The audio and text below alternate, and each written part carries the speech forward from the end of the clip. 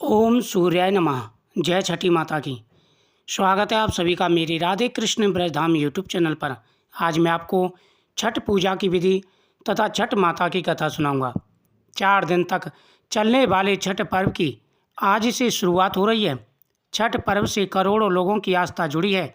हालांकि बिहार, झारखंड और पूर्वी उत्तर प्रदेश में छठ महापर्व प्रमुखता के साथ मनाया जाता है। इस महापर्व में सूर्यदेव और छठी मैया की पूजा का विधान है। छठ का व्रत महिलाएं संतान की लंबी उम्र और सुख समृद्धि के लिए रखती हैं। इस वर्ष यह महापर्व 5 नवंबर से लेकर के 7 नवंबर तक मनाया जाएगा। इसकी शुरुआत 5 नवंबर को नहाय खाए से होगी। छठ पर्व सबसे बड़ा पर्व है।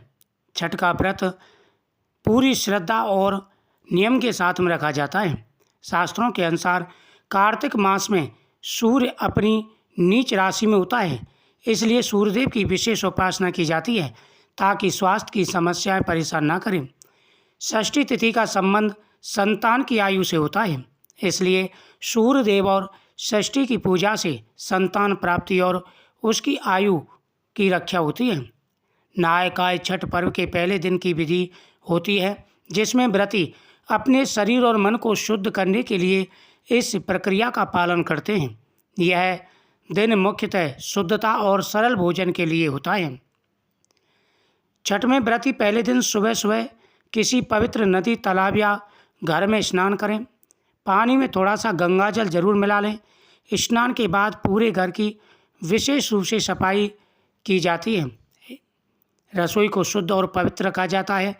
इसके बाद व्रती पूरे मन और आत्मा से छठ पूजा के नियमों का पालन करते हैं और संकल्प लेते हैं।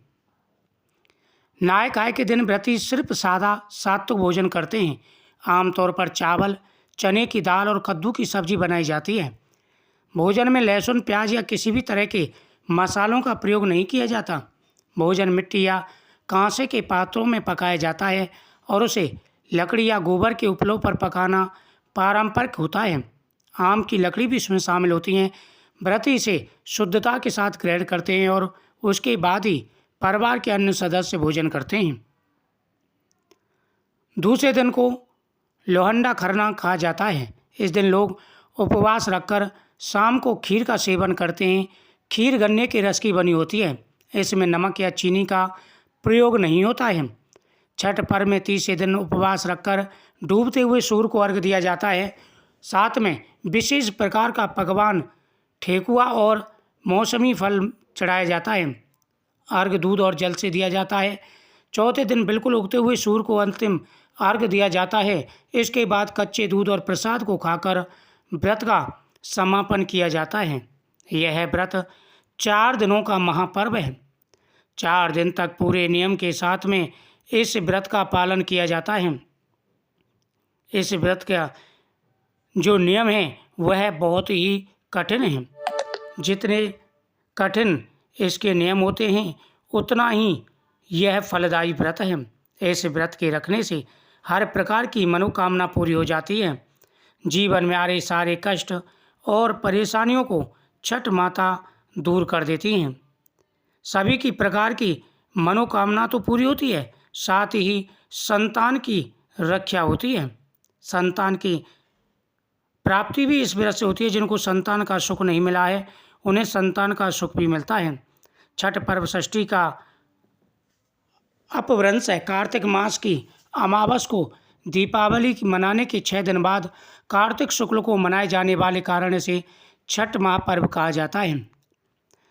मान्यता है कि छठ देवी सूर्य देव की बहन है और उन्हीं को प्रसन्न करने के लिए जीवन के महत्वपूर्ण अवयवों सूर्य व जल की महत्वता को मानते हुए इन्हें साक्षी मानकर भगवान सूर्यदेव की आराधना तथा उनकी उपासना की जाती है। गंगा, जमुना या किसी भी पवित्र नदी या तालाब के किनारे यह पूजा की जाती है। षष्ठी माँ यानी छठ माता बच्चों की रक्षा करने वाली देवी है।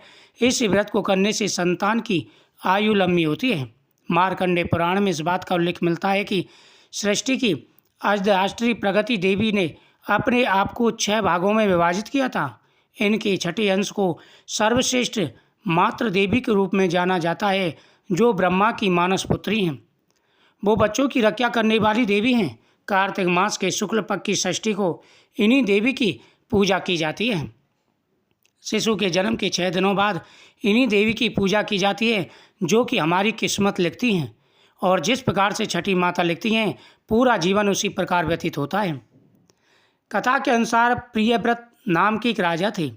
उनकी पत्नी का नाम मालिनी था। दोनों की कोई संतान नहीं थी। इस बात से राजा और उसकी पत्नी बहुत दुखी रहते थे। उन्होंने एक दिन संतान प्राप्ति की इच्छा से महर्षि कश्यप द्वारा पुत्रिष्ट यज्ञ करवाया।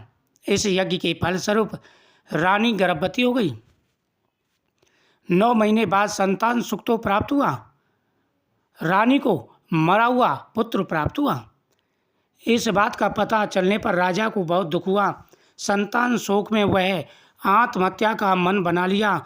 लेकिन जैसे ही राजा ने आत्महत्या करने की कोशिश की, उनके सामने एक सुंदर देवी प्रकट हुई। देवी ने राजा को कहा कि मैं षष्ठी देवी हूँ। मैं लोगों को पुत्र का सौभाग्य प्रदान करती हूँ। इसके अलावा जो सच्चे भाव से मेरी पूजा करता है, मैं उसके सभी प्रकार के मनोरथ को पूर्ण कर देती हूँ। यदि तुम मेरी पूजा करोगे तो मैं तुम्हें पुत्र रत्न का आशीर्वाद प्रदान करूँगी। देवी की बातों से प्रभावित होकर राजा ने उनकी आज्ञा का पालन किया। राजा और उनकी पत्नी ने कार्तिक शुक्ल षष्ठी तिथि के दिन देवी षष्ठी की पूरे विधि विधान से पूजा की। इस पूजा के फलस्वरूप में एक सुंदर पुत्र की प्राप्ति हुई। तभी से छठ का पावन पर्व मनाया जाता है। छठ व्रत के संदर्भ में एक अन्य कथा के अनुसार जब पांडव अपना राजपाट जुए में हार गए, तब द्रौपदी ने छठ व्रत रखा था। इस व्रत के प्रभाव से उनकी मनोकामना पूरी हुई। पांडवों को राजपाट वापस मिल गया। अस्ताचल सूर्य से आशीर्वाद लेने का विधान है। छठ महापर्व सबसे बड़ा पर्व है। छठ पूजा में जो व्यक्ति नियम पूर्वक यह व्रत रखते हैं, उनकी हर मनोकामना पूरी हो जाती है। भगवान सूर्यदेव तथा माता छठी सभी की मनोकामना पूरी करती हैं। तो यह बहुत ही बड़ा व्रत है। पूरे नियम के साथ में यह व्रत रखा जाता है। और साथ ही कथाओं के अनुसार भी व्रत के महत्व के बारे में पता चलता है कि यह व्रत कितना बड़ा है। पूरे नियम के साथ में अगर व्रत को रखा जाए, यह व्रत द्वापर युग से चला आ रहा है।